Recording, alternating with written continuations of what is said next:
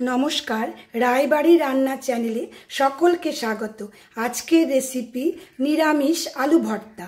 দেখুন, আমরা পুজোপালির দিনে আলুর তরকারি খাই, একটু ভর্তাটা দেখাই। আমরা তো পেঁয়াজ রসুন দিয়ে বানাই। আজকে দেখুন, pure veg, no onion, no garlic. এখানে আমি 4টে আলু সিদ্ধ করে রেখেছি আগে থেকেই। 2টো সিটি মেরে প্রেসার কুকারে প্রথমে খোসাটা ছাড়িয়ে নিই।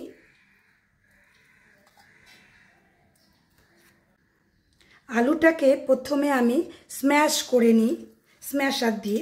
হাত দিয়েও করতে পারবেন। ভর্তা কিন্তু হাতেই আমাদের স্বাদ আসে। কাঁচা লঙ্কাটা আমি পরে ভাঙবো। এভাবে রেখে দিয়ে চলুন আমরা একটু মশলাটা তৈরি করে আনি। এর জন্য আমি এখানে দেখুন 1/2 চামচ জিরে নিয়েছি, সাদা জিরে, আর 2টো শুকনো লঙ্কা। এ দুটোকে আমি ঘি দিয়ে একটু ভেজে নিয়ে আসি। চলুন গ্যাসে যাই।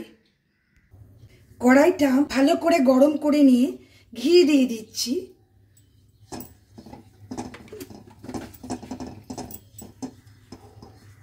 ঘিয়ের মাপটা নিজেরা দেবেন।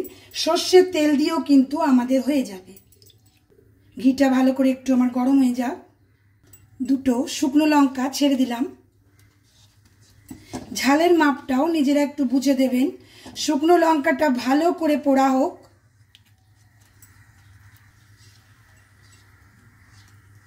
আমাদের দেখুন লঙ্কাটা ভাজা হয়ে গেল। এবারে জিরেটা ছেড়ে দিই।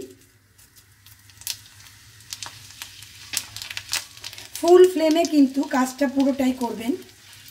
ভালো করে জিরেটা পুড়ে নিক।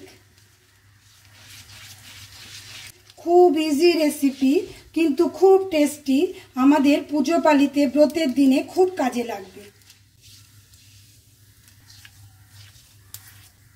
দেখুন, জিরেটা আমাদের পোড়া হয়ে গেল। গ্যাসটা বন্ধ করে দিই, একটু ঠান্ডা হতে ছেড়ে দিচ্ছি। ঘিটা আমাদের একটু ঠান্ডা করে নিয়েছি। এবারে পুরো মশলাটা ঢেলে দিচ্ছি। প্রথমে নুনটা স্বাদ মতো দেবেন। ব্রতের জন্য করলে অনেকে এই নুন খান না, সন্দক লবণ দেবেন।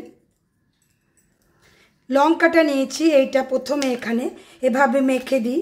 দেখবেন আগে আমাদের মারা এভাবে আলু সেদ্ধ মাখতেন। আমার নিজের খুব পছন্দ হতো সেটাই আজকে করছি, আপনাদের দেখাচ্ছি। লঙ্কাটা প্রথমে এভাবে মেখে নেবেন। ঝালটা তাহলে আমাদের আলু ভর্তার ভেতরে ঢুকে যাবে। শুকনো লঙ্কাটাও আমরা এভাবে সাইডে প্রথমে এভাবে গুঁড়ো করে নেব। যাদের বাচ্চারা এটা খাবে তারা ঝালটা একটু বুঝে দেবেন, কম দেবেন। কেমন গরম ভাতে একদম জমে যাবে। এটাতে কিন্তু হাত লাগবে। ভর্তা কিন্তু হাত ছাড়া হয় না, হাতেই আমাদের টেস্ট। হাতটা ভালো করে ধুয়ে নিতে হবে প্রথমে। ভর্তা আমাদের রেডি হয়ে গেল। দেখুন, গরম ভাত দিয়ে পরিবেশন করুন। রেসিপিটা অবশ্যই এভাবে ট্রাই করুন। যদি ভালো লাগে please like, share, comment and subscribe my channel. Subscribe করে পাশে থাকা বেল আইকন অবশ্যই প্রেস করবেন নতুন নতুন রান্নার নোটিফিকেশানের জন্য। এখানে আমরা আরেকটু ডলে দিই। যদি একটু গুটলি থাকে মুখে ভালো লাগবে না।